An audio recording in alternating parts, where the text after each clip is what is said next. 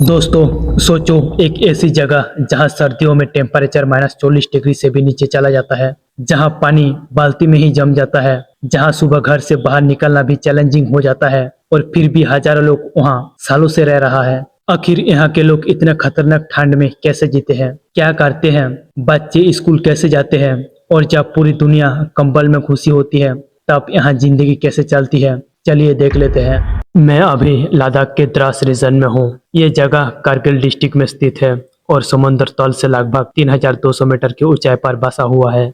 द्रास को अक्सर gateway of Ladakh भी कहा जाता है, लेकिन इस जगह की असली पहचान है इसकी भयंकर ठंड। सर्दियों में यहाँ टेम्परेचर -30 डिग्री सेल्सियस से -40 डिग्री तक पहुँच जाता है। इसी वजह से द्रास को दुनिया के सबसे ठंडे इनहैबिटेड प्लेस में भी गिना जाता है। कैमरा के जरिए शायद ठंड का एहसास ना हो, लेकिन यहाँ की हवा चेहरा पर लगते ही समझ आ जाता है कि ये आम पहाड़ी इलाका नहीं है। जब आप द्रास पहुँचते हो सबसे पहले नजर आता है ऊंचे पहाड़ों पर हर तरफ बर्फ से ढकी चट्टियाँ, दूर दूर तक फैली हुई खामोशी और बीच में छोटे छोटे घर।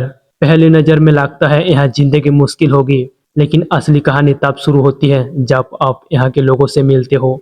यहाँ करीब 25 से 30 हजार लोग अपनी जिंदगी जी रहा है। सबसे बड़ा सवाल यह है कि इतनी ठंड में यहाँ के लोग सरवाइव कैसे करते हैं। यहाँ के घर खास तरीके से बनाया जाता है, दीवारें मोटा होती है, खिड़कियाँ छोटी रखी जाती है ताकि गर्मी बाहर ना निकले। कई घरों में लकड़ी या अन्य फ्यूल से चलने वाला हीटिंग सिस्टम का इस्तेमाल होता है।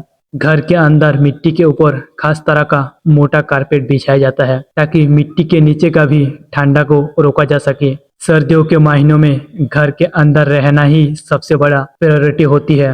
बाहर की ठंड जानलेवा हो सकता है, इसीलिए लोग बिना जरूरत घर से बाहर नहीं निकलते। अगर एग्रीकल्चर का बात करें तो गर्मियों में यहाँ के लोग सब्जियां उगाते हैं और कई चीजें स्टोर करके रखते भी हैं। सर्दियों के लिए पहले से ही तैयारी की जाती है। ड्राई फ्रूट्स, अनाज, अन्य खाद्य पदार्थों का स्टॉक रखा जाता है। यहाँ बेडरूम से भी ज़्यादा स्टोर रूम का ज़्यादा ख्याल रखा जाता है ताकि ठंडी के सीजन में कोई परेशानी ना हो। गर्म पिंक चाय और लोकल फूड्स यहाँ के रोजमर्रा जीवन का हिस्सा है। ठंड से बचने के लिए शरीर को एनर्जी देना बहुत जरूरी होता है।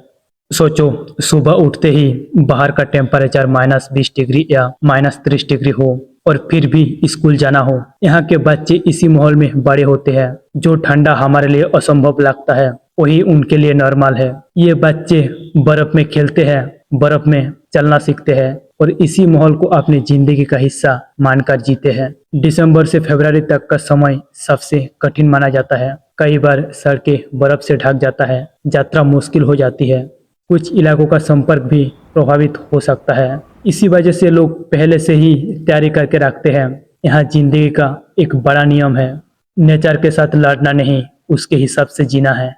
सुबह पहाड़ के पीछे से सूरज निकलता है, ठंडी हवा चल रही है, लोग अपने काम में लग चुके हैं।